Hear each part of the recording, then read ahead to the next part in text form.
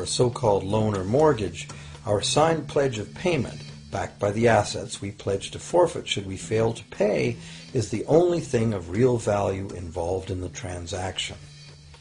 To anyone who believes we will honor our pledge, that loan agreement or mortgage is now a portable, exchangeable, and saleable piece of paper. It's an IOU. It represents value and is therefore a form of money. This money the borrower exchanges for the bank's so-called loan.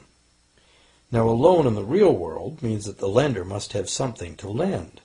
If you need a hammer, my loaning you a promise to provide a hammer I don't have won't be of much help.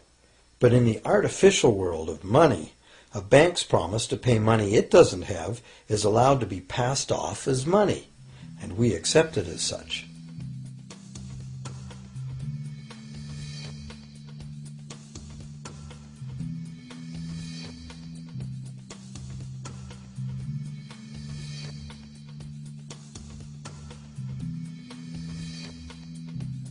Once the borrower signs the pledge of debt, the bank then balances the transaction by creating, with a few keystrokes on a computer, a matching debt of the bank to the borrower.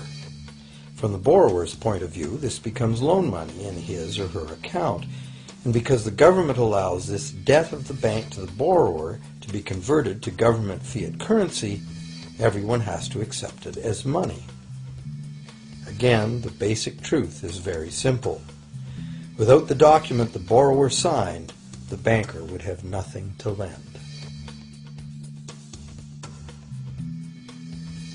Have you ever wondered how everyone, governments, corporations, small businesses, families, can all be in debt at the same time and for such astronomical amounts?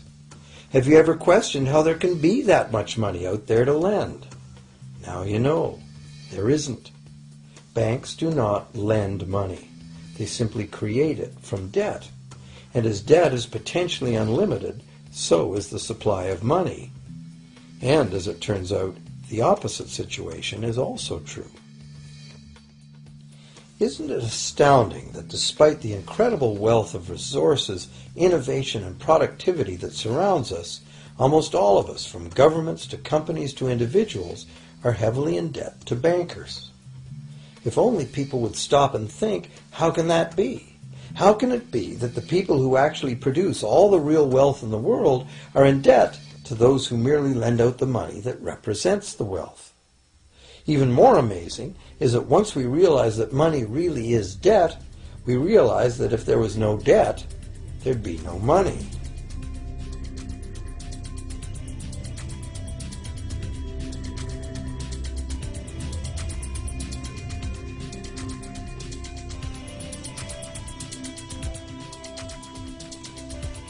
If this is news to you, you are not alone. Most people imagine that if all debts were paid off, the state of the economy would improve. It's certainly true on an individual level. Just as we have more money to spend when our loan payments are finished, we think that if everyone were out of debt, there would be more money to spend in general. But the truth is the exact opposite. There would be no money at all. There it is.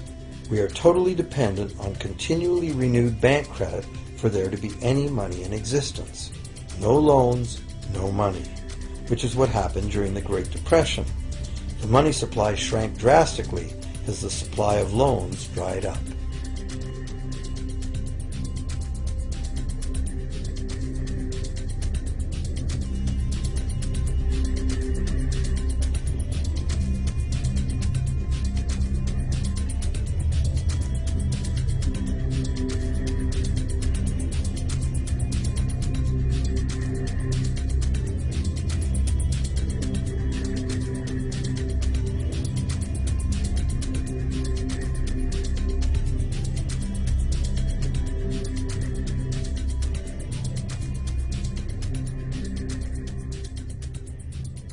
And that's not all. Banks create only the amount of the principal. They don't create the money to pay the interest. Where is that supposed to come from? The only place borrowers can go to obtain the money to pay interest is the general economy's overall money supply. But almost all that overall money supply has been created exactly the same way, is bank credit that has to be paid back with more than was created. So everywhere there are other borrowers in the same situation, frantically trying to obtain the money they need to pay back both principal and interest from a total money pool which contains only principal. It is clearly impossible for everyone to pay back the principal plus interest because the interest money doesn't exist. This can even be expressed by a simple mathematical formula. The big problem here is that for long-term loans, such as mortgages and government debt, the total interest far exceeds the principal. So unless a lot of extra money is created to pay the interest, it means a very high proportion of foreclosures and a non-functioning economy.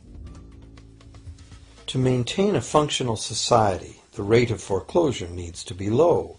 And so, to accomplish this, more and more new debt money has to be created to satisfy today's demands for money to service the previous debt.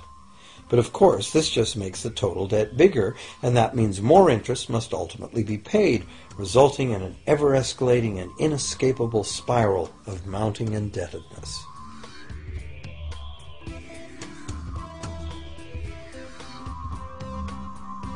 It is only the time lag between money's creation as new loans and its repayment that keeps the overall shortage of money from catching up and bankrupting the entire system. However, as the bank's insatiable credit monster gets bigger and bigger, the need to create more and more debt money to feed it becomes increasingly urgent. Why are interest rates so low? Why do we get unsolicited credit cards in the mail? Why is the U.S. government spending faster than ever? Could it be to stave off collapse of the entire monetary system? A rational person has to ask, can this really go on forever? Isn't a collapse inevitable?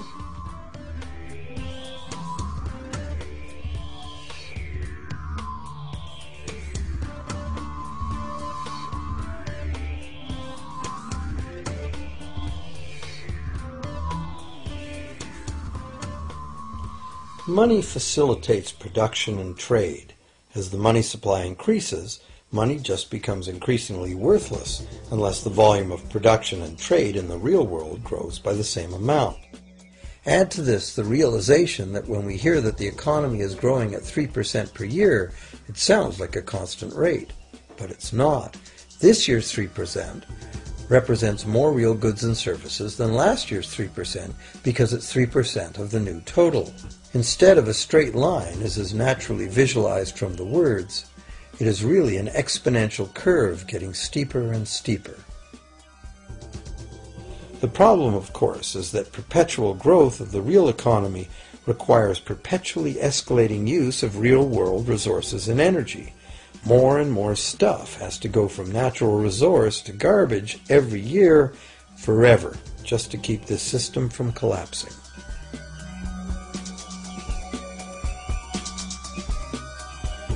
What can we do about this downright scary situation? For one thing, we need a very different concept of money. It's time more people ask themselves and their governments 4 simple questions. Around the world, governments borrow money at interest from private banks. Government debt is a major component of total debt, and servicing that debt takes a big chunk of our taxes. Now we know that banks simply create the money they lend, and that governments have given them permission to do this. So the first question is, why do governments choose to borrow money from private banks at interest when government could create all the interest-free money it needs itself? And the second big question is, why create money as debt at all? Why not create money that circulates permanently and doesn't have to be perpetually reborrowed at interest in order to exist? The third question, how can a money system that can only function with perpetually accelerating growth be used to build a sustainable economy?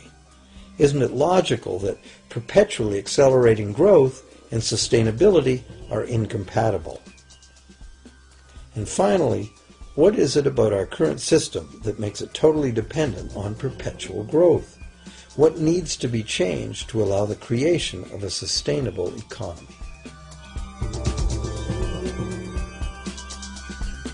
At one time, charging any interest on a loan was called usury.